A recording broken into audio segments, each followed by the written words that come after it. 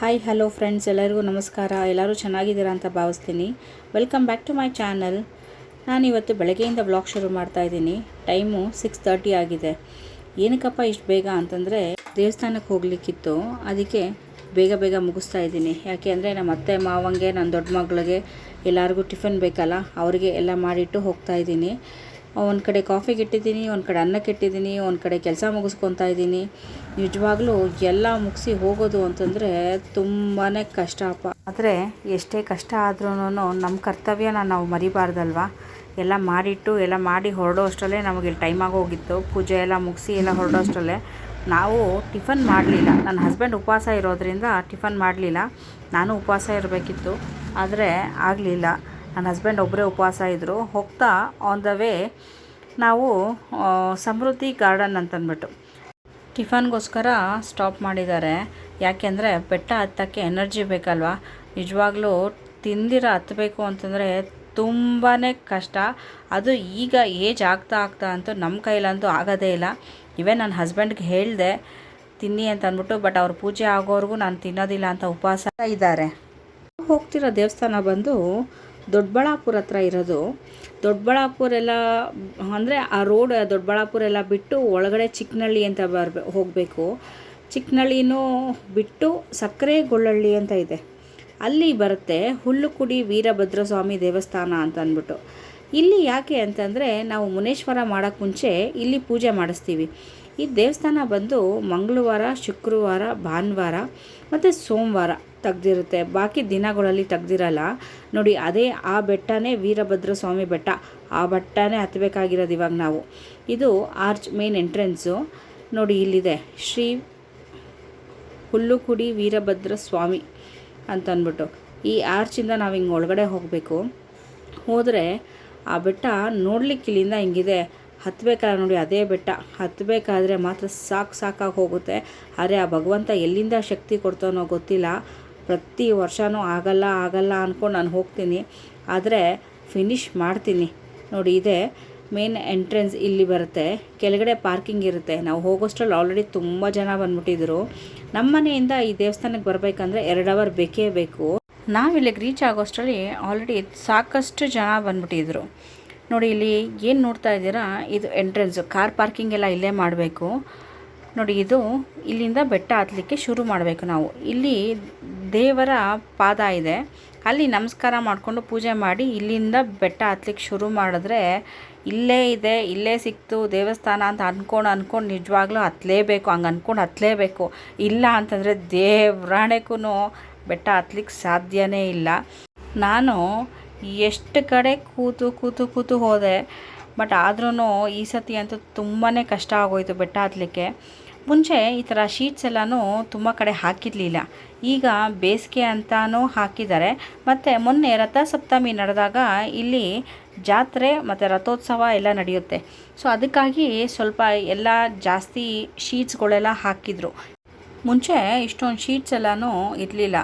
ಹತ್ತಲಿಕ್ಕೆ ಬೇಕಾದ್ರೆ ನಿಮಗೆ ಗೊತ್ತಾಗೋದಿಲ್ಲ, ಅಂದರೆ ಅಷ್ಟು ಬಿಸಿಲಿರೋದಿಲ್ಲ. ನಾವು ಬಿಸಿಲು ಶುರು ಆಗೋಕ್ಕೆ ಮುಂಚೆ ಹತ್ತಿದ್ರೆ ಬಚಾವ್, ಇಲ್ಲ ಅಂತಂದರೆ ನಿಜವಾಗ್ಲೂ ಆಗೋದೇ ಇಲ್ಲ. ನೋಡಿ, ನಾವಿನ್ನು ಕಾಲು ಭಾಗನೂ ಹತ್ತಿಲ್ಲ. ನಾವು ಇಷ್ಟಕ್ಕೆ ಸಾಕಾಗೋಯ್ತು. ಎಷ್ಟು ಸತಿ ಸ್ಟಾಪ್ ತೊಗೊಂಡ್ವೋ ಗೊತ್ತಿಲ್ಲ. ನನ್ನ ಮಗಳು ಮತ್ತು ನನ್ನ ಓರ್ಗಿತ್ತಿ ಮಾತ್ರ ತುಂಬ ಸ್ಪೀಡಲ್ಲಿ ಹತ್ತುತ್ತಾ ಇದ್ದಾರೆ. ನೋಡಿ, ಅವರಂತೂ ಎಲ್ಲೂ ಸ್ಟಾಪ್ ತೊಗೊತಾನೇ ಇಲ್ಲ. ಒಂದು ಸ್ವಲ್ಪ ದೂರ ಅಷ್ಟೇ ಅವರು ರೆಸ್ಟ್ ತೊಗೊತಾ ಇರೋದು. ನಮಗಂದರೆ ಅದು ನಮಗೆ ವೆಯ್ಟಿಂಗು. ಇಲ್ಲ ಅಂತಂದರೆ ಅವರು ಓಡ್ತಾನೇ ಇರ್ತಾರೆ ಅವರಂತೂ. ಇನ್ನು ಚಿಕ್ಕ ಮಕ್ಕಳಿಗೆ ಅಲ್ಲಿ ಎನರ್ಜಿ ಕೇಳಬೇಕಾ ಹೇಳಿ. ಚಿಕ್ಕ ಮಕ್ಕಳಂತೂ ಪಟ ಅಂತ ಓಡ್ಬಿಡ್ತಾರೆ. ನಾವು ಆ ಎನರ್ಜಿ ನಮಗೆ ಇವಾಗ ಏಜಲ್ಲಿ ಇದ್ದಿದ್ದರೆ ತುಂಬಾ ಚೆನ್ನಾಗಿರೋದು.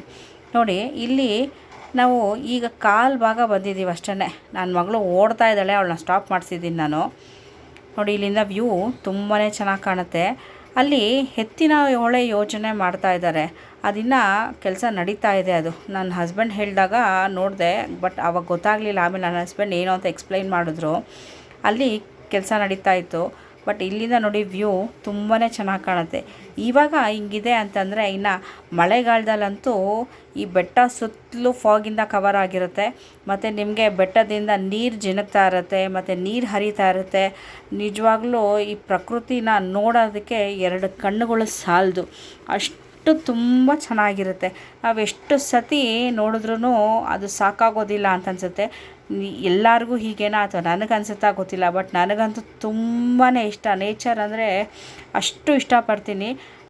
ನೋಡಿ, ಇಲ್ಲಿಗೆ ಬಂದರೆ ನಾವು ಕಾಲು ಭಾಗ ಬಂದಿದ್ದೀವಿ ಅಂತ ಅಷ್ಟೇನೆ. ಇಲ್ಲಿಂದ ತುಂಬ ದೂರ ಬಂದಿದ್ದೀವಿ ಅಂದ್ಕೊತೀವಿ. ಇಲ್ಲಿ ಬಸವಣ್ಣನ ದರ್ಶನ ಮಾಡಿದ್ರೆ ಕಾಲು ಭಾಗ ಹತ್ತಿದ್ದೀವಿ ಅಷ್ಟೇ. ಇನ್ನು ಮುಕ್ಕಾಲು ಭಾಗ ಹತ್ತಬೇಕು. ಹೋಗ್ತಾ ಹೋಗ್ತಾ ಅಂತೂ ಮೆಟ್ಲು ನಾವೇನು ಹತ್ತುತ್ತಾ ಇದ್ದೀವಿ ಅದು ಇರೋದಿಲ್ಲ. ನೋಡಿ, ನಾವು ಅಲ್ಲಿಂದ ಸ್ಟಾರ್ಟ್ ಮಾಡಿದ್ದು. ಆರ್ಚ್ ನಿಮಗೆ ಮೋಸ್ಟ್ಲಿ ಕಾಣಿಸುತ್ತೆ ಅನಿಸುತ್ತೆ, ನಾನು ಹಂಗೂ ಝೂಮ್ ಹಾಕಿದ್ದೀನಿ. ಆ ಆರ್ಚಿಂದ ನಾವು ಶುರು ಮಾಡಿದ್ದು. ಇಷ್ಟು ದೂರ ಹತ್ಬಿಟ್ಟಿದ್ದೀವಿ, ಪರವಾಗಿಲ್ಲ, ಇಲ್ಲ ದೇವಸ್ಥಾನ ಇದೆ ಅಂತ ಅಂದ್ಕೊತೀವಿ. ಆದರೆ ನಿಜವಾಗ್ಲೂ ಹತ್ತೋಷ್ಟೊತ್ತಿಗೆ ಸಾಕಾಗಿ ಹೋಗುತ್ತೆ. ವೀರಭದ್ರ ಸ್ವಾಮಿ ಹೆಸರು ಹೇಳ್ಕೊಂಡು ಹತ್ತುತ್ತಾ ಇದ್ದರೆ ಹತ್ತೋದು ಗೊತ್ತಾಗೋದಿಲ್ಲ, ಆಯಾಸನೂ ಗೊತ್ತಾಗೋದಿಲ್ಲ ಅಂತ ಹೇಳ್ತಾರೆ. ಅದಂತೂ ಸತ್ಯ. ನೋಡಿ, ಅರ್ಧ ಮೆಟ್ಲಿದೆ ಅಂತ ಹೇಳಿದ್ನಲ್ಲ, ಮತ್ತೆ ನೋಡಿ ಇಲ್ಲಿ ಬಂಡೆಯಲ್ಲಿ ಕೊರೆದಿದ್ದಾರೆ. ಆಮೇಲೆ ಬರ್ತಾ ಬರ್ತಾ ಬರ್ತಾ ಸ್ವಲ್ಪ ಈ ಥರ ಬರುತ್ತೆ ಸ್ಟೆಪ್ಸು. ನಮಗೆ ತುಂಬ ಹುಷಾರಾಗಿ ಹತ್ತಬೇಕು. ಅದು ಬಂಡೆಕಲ್ಲು ತುಂಬ ನೈಸು ಜಾರಿಕೆ ಇರುತ್ತೆ. ಹತ್ತುತ್ತಾ ತುಂಬ ಒಂದು ಕಡೆ ನೈಸಾಗಿರುತ್ತೆ, ಒಂದು ಕಡೆ ರಫ್ ಆಗಿರುತ್ತೆ. ಅದನ್ನು ನೋಡಿಕೊಂಡು ಹುಷಾರಾಗಿ ಹತ್ತಬೇಕು. ಅಲ್ಲಿಂದ ಒಂದು ಸ್ವಲ್ಪ ದೂರ ಮಾತ್ರ ಅಷ್ಟೇ. ಮತ್ತೆ ಒಂದು ಸ್ವಲ್ಪ ಸ್ಟೇರ್ ಕೇಸ್ ಇದೆ. ಮತ್ತು ಈ ಥರ ನೋಡಿ ಬಂಡೆಲೇ ಕೊರೆದಿದ್ದಾರೆ ಇದನ್ನು. ಸ್ಟೆಪ್ಸ್ ಅಂತ ಮೇಲ್ಗಡೆ ಏನೂ ಮಾಡಲಿಲ್ಲ. ಈ ಒಂದು ಕಾಲು ಭಾಗ ಅಂದ್ಕೊತೀನಿ, ಕಾಲು ಭಾಗ ಬಂಡೆಯಲ್ಲೇ ಕೊರೆದಿದ್ದಾರೆ. ಕಾಲು ಭಾಗ ಹಿಂಗೆ ಹತ್ತಬೇಕು ನಾವು. ಅದು ಮಕ್ಕಳನ್ನಂತೂ ಕರ್ಕೊಂಡು ಹೋದಾಗ ಜೋಪಾನವಾಗಿ ಹತ್ತಬೇಕು. ಅವ್ರೂ ನೋಡಿಕೊಂಡು ನಾವು ಹುಷಾರಾಗಿ ಹತ್ತಬೇಕು. ಕೆಲವು ಕಡೆ ಜಾರಿಕೆ ಇದೆ, ಹುಷಾರಾಗಿ ನೋಡಿಕೊಂಡು ಹತ್ತಬೇಕು. ನಾವೀಗ ಮುಕ್ಕಾಲು ಭಾಗ ಬಂದಿದ್ದೀವಿ. ನೋಡಿ, ಇಲ್ಲಿ ಮುಕ್ಕಾಲು ಭಾಗ ಬಂದಮೇಲೆ ಈ ಕಲ್ಯಾಣಿ ಸಿಗಬೇಕು. ನಮಗೆ ಕಲ್ಯಾಣಿ ಸಿಕ್ಕಿದ್ರೆ ಹಬ್ಬ ಮುಕ್ಕಾಲು ಭಾಗ ಬಂದಿದ್ದೀವಿ ಅಂತ. ಇನ್ನು ಕಾಲು ಭಾಗ ಹತ್ತಬೇಕು ಅಷ್ಟೇನೆ. ನನಗನ್ಸೋ ಪ್ರಕಾರ ಕಲ್ಯಾಣಿಲಿ ಸ್ನಾನ ಮಾಡಿ ಅದನ್ನು ತುಂಬ ಗಲೀಜು ಮಾಡ್ತಾರಲ್ಲ, ಅದು ತುಂಬಾ ತಪ್ಪದು ನನಗನ್ಸಿದ್ದು. ಯಾಕೆ ಅಂದರೆ ಕಲ್ಯಾಣಿಲಿ ತುಂಬಾ ಗಲೀಜು, ಪ್ಲಾಸ್ಟಿಕ್ ಪೇಪರ್ಸು ಎಲ್ಲನೂ ಹಾಕ್ಬಿಟ್ಟಿದ್ರು. ನಂಗೆ ಅದು ನೋಡಿ ತುಂಬ ಬೇಜಾರಾಗೋಯಿತು ನನಗೆ. ನಮಗಿಂತ ಮುಂಚೆ ಆಲ್ರೆಡಿ ಈ ಸ್ಕೂಲ್ ಹುಡುಗರೆಲ್ಲರೂ ಟ್ರಿಪ್ಗೋಸ್ಕರ ಬಂದಿದ್ದಾರಂತೆ. ಅವ್ರ ಸ್ಕೂಲಿಂದ ಟ್ರಿಪ್ ಕರ್ಕೊಂಬಂದಿದ್ದಾರೆ. ಇಲ್ಲಿ ಬಂದರೆ ಮುಂಚೆ ಇಲ್ಲಿ ಅಡುಗೆಗಳೆಲ್ಲ ಮಾಡೋರಂತೆ. ಏನಾದ್ರು ಹರಕೆ ಹೊತ್ಕೊಂಡು ಏನಾದ್ರು ಕಾರ್ಯ ನೆರವೇರಿದ್ರೆ ಇಲ್ಲಿ ಅಡುಗೆ ಎಲ್ಲ ಮಾಡಿ ಊಟ ಹಾಕ್ಸೋರಂತೆ. ಈಗ ಎಲ್ಲ ಸಾಮಗ್ರಿಗಳನ್ನ ಮೇಲಕ್ಕೆ ಎತ್ಕೊಂಬರೋಕ್ಕಾಗೋದಿಲ್ಲ ಅಂತ ಇಲ್ಲಿ ಮಾಡೋದಿಲ್ಲ. ಕೆಳಗಡೆ ದಾಸೋಹ ಹೋದರೆ ಅಲ್ಲೇ ಕೊಟ್ಬಿಡ್ತಾರಂತೆ. ಇನ್ನು ಹುಲ್ಲು ಕುಡಿ ಅಂತ ಹೆಸರು ಯಾಕಪ್ಪ ಅಂತಂದರೆ ಇಲ್ಲಿನ ಹುಲ್ಲು ಔಷಧಿ ಗುಣ ಇದೆಯಂತೆ. ದನ ಕರುಗಳು ಆರೋಗ್ಯಕ್ಕೆ ತುಂಬಾ ಒಳ್ಳೆಯದಂತೆ. ಈ ಕಾರಣಕ್ಕೆ ಈ ಕ್ಷೇತ್ರ ಹುಲ್ಲು ಕುಡಿ ಅಂತ ಹೆಸರು ಬಂತಂತೆ.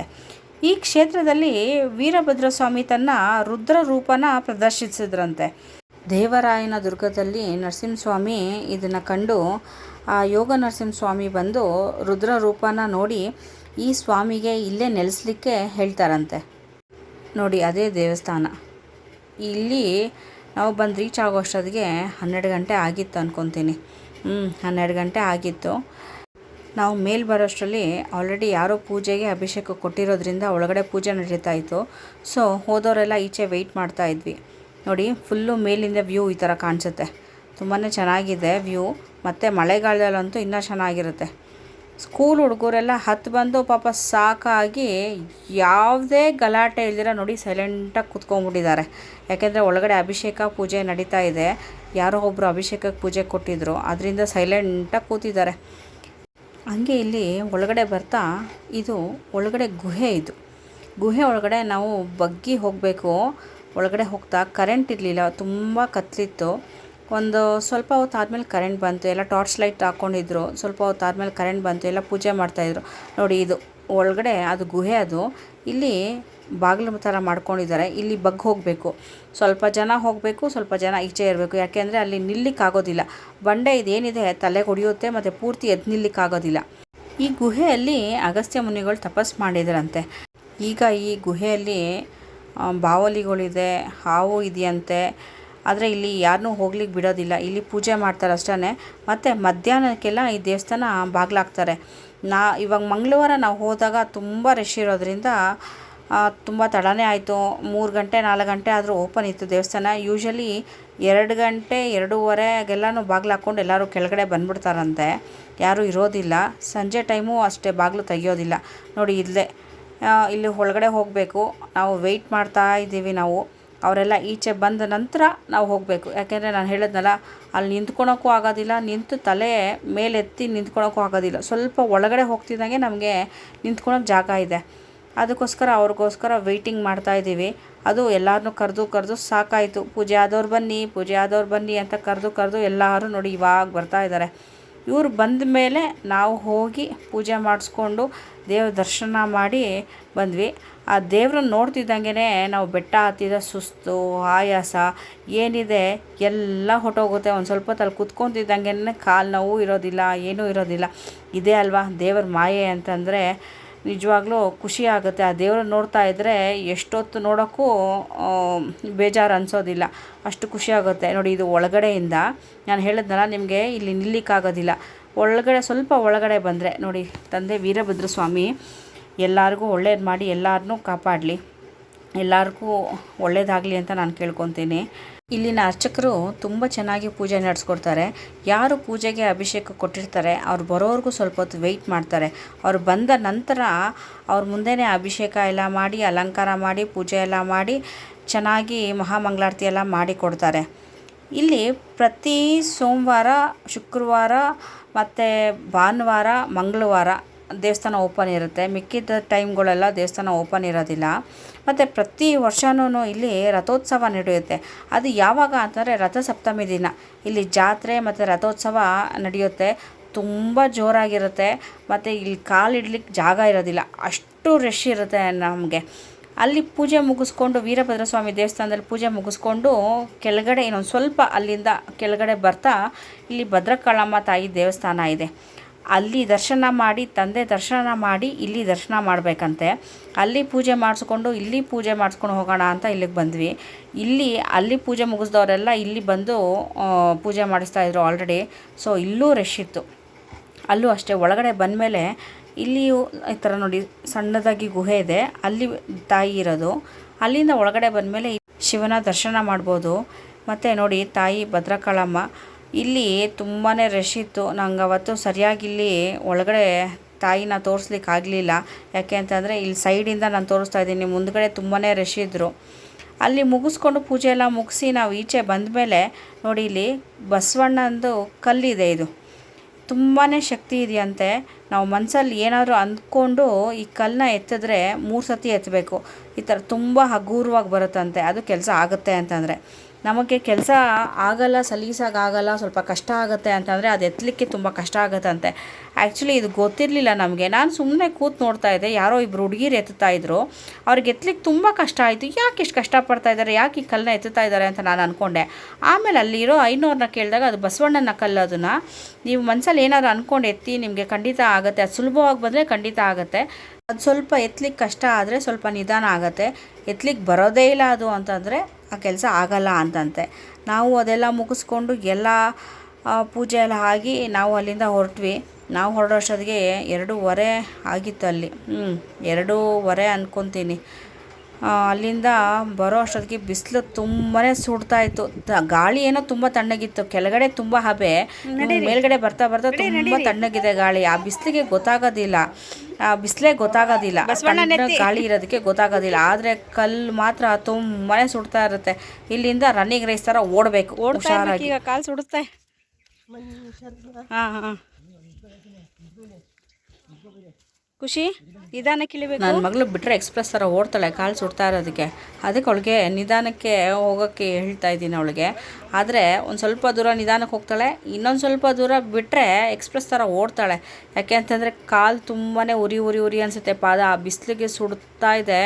ಕಲ್ಲು. ಇನ್ನು ಬಂಡೆ ಮೇಲಂತೂ ಕೇಳಬೇಕಾ, ತುಂಬ ಆ ಹಬೆ ಹಿಗ್ಗಾಗತ್ತೆ ಅಂತಂದರೆ ಎಲ್ಲರೂ ನೆರಳಲ್ಲಿ ಹೋಗಿ ನಿಂತ್ಕೊಂಡ್ಬಿಡೋಣಪ್ಪ, ತಣ್ಣಗಿರೋ ನೀರಲ್ಲಿ ಕಾಲಿಡೋಣಪ್ಪ ಅಂತ ಅನಿಸುತ್ತೆ.